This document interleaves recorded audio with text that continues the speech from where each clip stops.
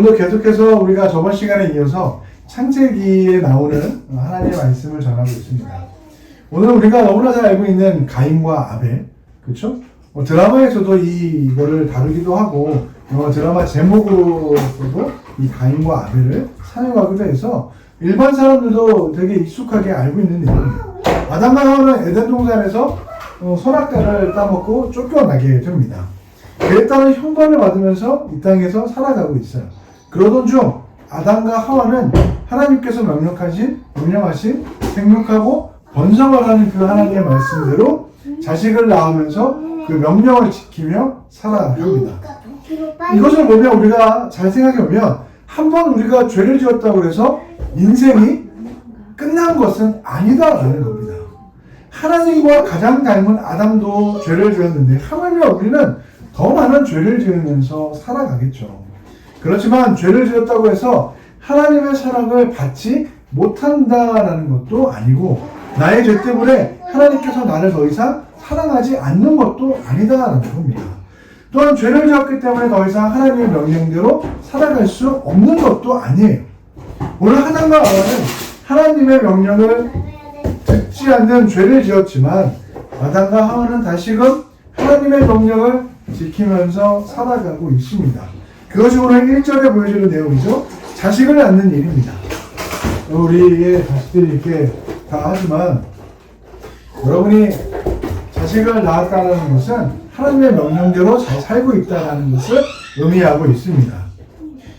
때로는 내가 하나님의 명령대로 잘 살고 있나? 내가 성령대로 살아가고 있나라는 의구심이 들 때가 분명하게 있잖아요. 살아가다 보면 누구에게나 될 수 있는 내용입니다. 내가 하나님의 명령대로 성령대로 살아가고 있나? 내 삶을 한 번쯤은 되돌아봤을 때 그러한 생각들은 누구나 합니다. 그러나 결혼을 하고 자식을 낳는 일이 하나님의 말씀대로 살아가고 있다라는 사실은 오늘 우리의 명령하신 생육하고 번성하라는 명령대로 살고 있으니 그것만으로도 우리는 하나님의 명령대로 잘 살고 있다라는 사실을 잊지 마시길 바라겠습니다. 계속해서 보면 아담과 하와는 아벨과 가인이라는 두 형제를 낳아서 기르게 됩니다. 형인 가인은 우리가 잘 알고 있듯이 농사를 짓죠. 아벨은 양을 치는 자입니다. 그래서 가인은 하나님에게 드리는 예배 가운데에 땅의 소산을 제물로 하나님께 드리게 되고 아벨은 양을 치는 자이기 때문에 양의 첫 새끼와 그 기름을 하나님께 제물로 드리게 됩니다. 이 구절을 자세히 보면 가인과 아벨은 하나님께 예배를 드리는 것을 계속해 왔다는 것을 알 수가 있습니다. 오늘 성경에는 가인과 아벨이 제물을 드렸다라고 나오지만 그의 삶 속에서 계속해서 하나님에 대한 예배를 드렸다는 것을 알 수가 있습니다. 즉 그들의 부모들은 하나님을 경외하고 예배하는 것에 대해서 교육을 잘 받아왔다는 것을 의미를 해요. 가인과 아벨은 아담과 하와에게 하나님을 경외하는 것, 하나님을 예배하는 것, 하나님을 찬양하는 것을 어떠한 것을 또한 제물로 드려야 되는지를 배웠다라는 거죠. 왜냐하면 글러오더라도 너무나 능숙하게 가인과 아벨은 제사를 그 의식들을 아무렇지 않게 익숙하게 드렸다는 것을 볼 수가 있기 때문입니다. 우리도 마찬가지예요. 하나님께서는 하나님의 자녀들에게 예배를 드리기 원하십니다. 예배 속에서 인재한 그 하나님을 찾기를 원해요. 예배의 형식, 예배의 주체, 예배를 통해서 하나님을 경외함을 그 부모에게 배우기를 원한다는 겁니다. 그리고 그 부모는 자녀들에게 가르치길 원해요. 우리의 가정 안에서. 매우 성경적인 일입니다. 가정에서 예배를 가르치고 그에 따른 절차를 배우는 일은 지극히 성경적인 거죠. 전혀 이질적인 게 아니라는 겁니다. 많은 사람들이 가정과 교회를 분리해서 생각을 해요. 하지만 성경은 가정에서부터 자녀들에게 예배하는 법, 하나님을 경외하는 법, 예배 속에서 제물을 어떻게 드리는 방법을 배우게끔 하셨고 창세기부터 성경은 우리에게 알려주고 있는 내용입니다. 우리 아이들이 계속해서 가르치고 있지만 잘 안 되죠. 바로 직전까지 잘 놀다가 예배가 시작되면 이렇게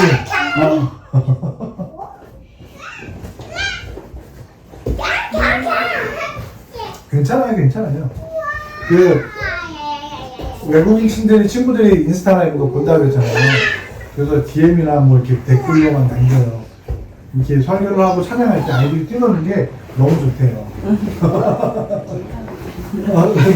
너무 좋대요. 아이들의 웃음소리, 왜냐면 영상을 편집할 때 아이들의 목소리도 들어오니까 이렇게 올라오면 아이들이 찬양하고 이렇게 아이들이 뛰노고 이게 굉장히 좋다라고 합니다. 괜찮아요. 아무 문제 없습니다. 저는 이렇게 뛰어도 설교를 할 수 있어요. 여러분들이 정신이 없지만 저는 자, 그런데 오늘 본문에 가장 중요한 사건이 나옵니다. 가인과 아벨이 평상시같이 예배를 드렸어요. 그런데 하나님께서 가인의 제물을 받지 않으시고 아벨의 제물만 받으셨다는 겁니다. 여기서 문제가 발생해요. 왜 하나님은 가인과 아벨의 제물을 다르게 받으셨을까? 어느 사람들은 이렇게 해석을 해요. 이상하게. 가인은 땅에서 나는 곡식과 야채, 또한 잘 익은 곡식이 아닌 빈약한 곡식을 드렸기 때문에 하나님께서 그 제물을 받지 않으셨고, 아벨은 고기를 드렸는데 그 고기의 타는 냄새가 너무 강해서 하나님께서 그것을 이제 냄새로 달래기 위해서 아벨의 제사를 받으셨다라고 이렇게 얘기를 하지만 그거는 옳지 않은 해석입니다. 왜냐하면 하나님의 명령대로 가인과 아벨은 생육하고 번성하고 충만하고 정복하는 말씀대로 땅을 일구고 양을 치면서 그 명령대로 살아가고 있기 때문에 그의 땅에 소산을 하나님께 드리는 가인과 아벨의 제물은 문제가 없습니다. 하나님의 입장에서는 그 제물이 별 차이가 없어요. 근데 차이점은 바로 그 마음의 중심을 하나님께서 보셨다라는 겁니다. 그것이 차이예요. 가인이 드렸던 예물, 아벨이 드렸던 예물, 하나님의 입장에서는 별 차이가 없습니다. 하지만 그 마음의 중심을 하나님께서 보셨기 때문에 거기서 차이점이 나타난다는 겁니다. 여호와께서 아벨과 그 제물을 연락하셨다는 구절에서 하나님은 우리들의 예물을 너무나 기쁘게 예배를 기쁘고 좋아하신다는 것을 알 수가 있어요. 그렇기 때문에 다른 모든 것으로 하나님께 우리가 나아간다 할지라도 하나님께서 예배를 통해서 너무나 기뻐하신다는 사실을 우리는 잊지 말아야 합니다.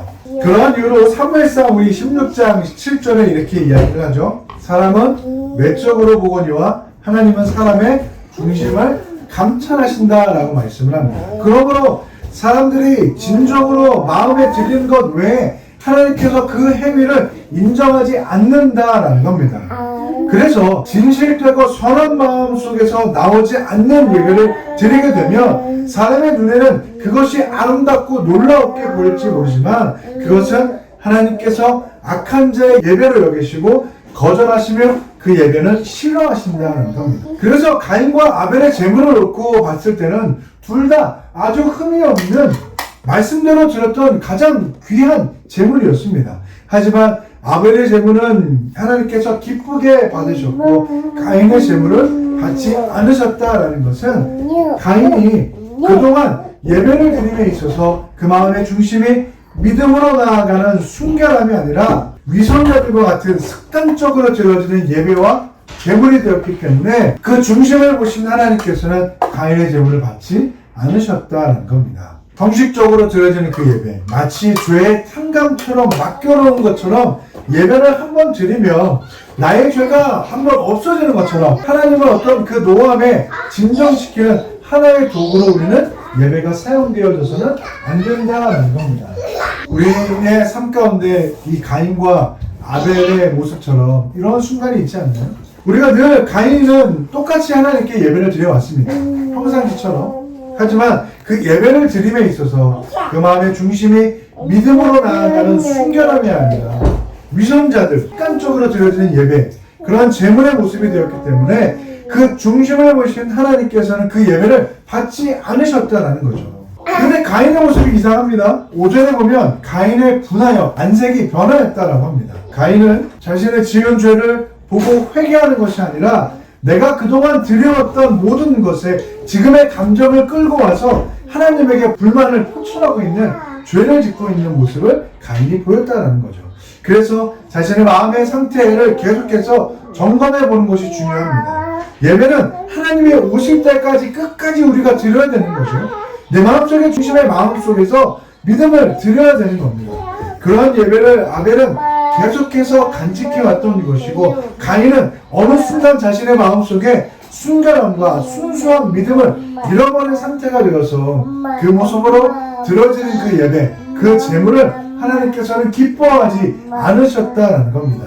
그래서 가인의 예배를 하나님께서 받지 않으신 거죠. 그런데 하나님께서는 가인에게 이렇게 이야기해요.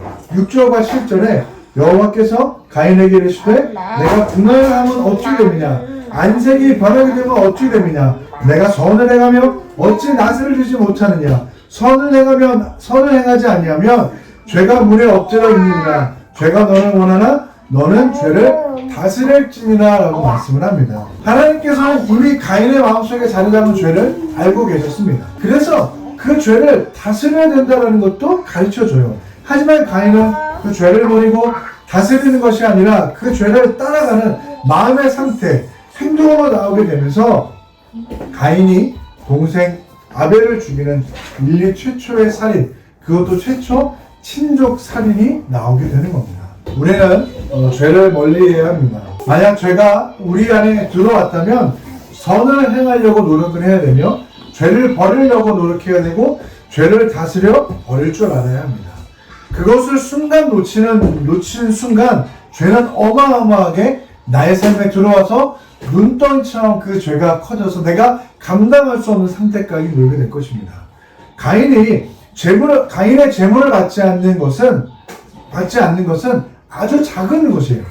그 마음에 불만을 품을 수 있지요. 얼마든지 이것은 아주 작은 죄일 겁니다. 하지만 그것을 내 마음에 해결하지 않고 계속 간직하고 있다면 그 죄는 점점점 더 커져서 내가 감당할 수 없는 상황 놓이게 될 것입니다.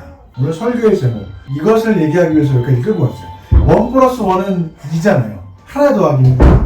하지만 죄에 관해서는 하나 더하기 하나는 로또입니다. 1,000원에서 1,000원이 2,000원이 아니라 1,000원에서 1,000원을 더하면 로또를 맞은 거, 예전에는 막 몇백억이었잖아요. 몇백억처럼 갑자기 드러난 돈처럼 바로 죄라는 것입니다. 아주 작은 죄를 버리지 않고 다스리지 않는 상태가 되면 그 죄가 하나의 죄가 작은 하나의 죄로 더 붙게 되면 아주 어마어마한 큰 죄로서 내 삶에 찾아온다는 사실을 우리는 잊지 말아야 합니다. 여러분 생각해 보세요. 자신의 재물을 받지 않았다고 해서 동생을 죽이는 사람이 어디 있습니까? 그렇잖아요. 내가 평생 같이 해온 나의 피부치, 내 동생을 하나님께서 같이 예배를 통해서 재물을 드렸는데 나의 예물은 받지 않고 동생의 예물은 받았다고 해서 동생을 죽인 사람이 어디 있습니까? 그런데 가인은 죄에 잠식된 상태가 되어버린 사람은 변하게 된다는 거죠. 이렇게 죄가 무섭습니다. 우리 모두의 마음에 죄의 마음이 생길 수가 있어요. 그렇잖아요. 우리가 살다 보면 우리 안에 죄가 들어올 수도 있고 죄의 마음의 상태가 있을 수도 있습니다. 죄의 유혹에 쉽게 빠져들기도 하고 남편과 부모를 미워할 수도 있고 동생이나 형제가 믿기도 하고 남의 것을 가지고 싶은 욕심이 생기기도 하고 화가 나기도 하고 친구를 때리고 싶은 마음도 분명하게 있을 수 있습니다. 하지만 우리가 그 죄를 버리지 않고 선한 마음으로 바꾸지 않으면 그 죄가 점점점 커져서 내가 생각하지 못한 방향으로 인도가 될 수 있다는 겁니다. 내가 생각하지 못한 방향의 죄의 결과가 나타날 수 있다는 거죠. 또한 신기한 것은 아무리 사람이 자기 발로 스스로 죄를 지었다 할지라도 그것과는 무관하게 하나님께서는 자신의 선한 계획들을 이루어 나아가신다는 겁니다. 가인이 그렇게 선함으로 죄를 물리쳐라, 죄를 다스릴 것에 대한 경고를 했지만 결국 가인은 아벨을 죽이게 됩니다. 인간의 생각과 가인은 패론하죠. 이 땅에서 발붙이는 것조차 하지 못하는 가장 큰 죄를 저지른 사람입니다. 그러나 하나님께서는 그 가인의 죄와는 별개로 가인의 자신의 후손은 계속해서 보존되어지고 이어지게 되며 아벨 대신 하나님께서는 셋이라는 아들을 통해서 그 아들의 후손이 노아를 이어지게 되고 노아 아들의 셈의 후손으로 예수 그리스도라는 탄생의 서막이 여기서부터 시작이 되어집니다. 여러분 죄를 지었다고 해서 좌절하거나 낙심하지 마시기 바라겠습니다. 죄를 지었다는 것에 대한 형벌은 하나님의 공의로서 내가 받게 되지만 그럼에도 불구하고 나를 향한 하나님의 계획들은 절대로 변경되지 않고 영원한 하나님의 작정 아래 선한 길로 인도되고 진행될 것이다 라는 것을 여러분 반드시 믿으시기 바라겠습니다. 말씀을 마치겠습니다. 아담과 하와는 비록 하나님의 말씀을 순종하지 못하여 에덴 동산에서 쫓겨나게 됩니다. 그러나 그럼에도 하나님은 하나님의 말씀대로 살아가려 노력하며 살아가게 되죠. 아담과 하와는 그 증거로 가인과 아벨이 태어나게 되며 그들에게 하나님을 경외하는 방법, 예배를 드리는 방법, 제물을 어떻게 드리는 방법을 가르치고 배우게 하십니다. 하지만 두 형제가 드리는 예물에 대해서 그 마음의 중심을 보시고 받은 제물과 받지 않는 제물로 구분을 하시게 됩니다. 그중 가인은 마음의 중심에 죄가 있음을 보시고 그 죄를 선함으로 바꾸고 죄를 버리기 다스리길 원하셨지만 가인은 그것을 거부하고 결국 죄를 내 마음속에 버려두었기 때문에 결국 그 죄가 커져서 죄의 싹은 사망이라 말씀처럼 동생을 죽이게 되는 결과를 얻게 됩니다. 오늘의 예배는 여러분들과 어떠한 예배인가요? 교회 주보 앞에 우리가 늘 얘기하시 넘버원이라는 것을 계속 바꾸지 않죠. 우리는 이것이 언제나 우리의 예배는 처음 드리는 것처럼 드려지면 좋겠다라는 의미로서 사용되어집니다. 처음의 예배처럼 늘 감사하며 은혜로우며 진정한 믿음으로 드리는 예배가 되시길 간절히 소망합니다. 찬양의 가사처럼 우리 저번 주에 은연중에 나왔죠. 미움, 다툼, 시기, 슬픔 버리고 그것처럼 이것을 버리고 우리를 사랑처럼 내 안에 죄를 아주 작은 죄일지라도 선함으로 다스리는 사람이 되어지길 바라겠습니다. 계속 미워하고 질투하고 시기하고 다툼을 하다 보면 그 죄에 다른 죄가 하나 더 붙어서 아주 큰 죄의 결과를 받게 될 것입니다. 1+1은 로또 작은 죄가 더하게 되면 더 큰 작은 죄가 아니라 아주 감당할 수 없는 큰 죄가 된다는 사실을 잊지 마시고 히브리서의 저자처럼 아벨의 제사는 믿음으로 말미암아 가인의 것보다 월등하게 나은 것이라는 사실을 잊지 마시고 믿음의 순결한 예배를 드리는 변현숙의 성도님 되시길 간절히 바라겠습니다.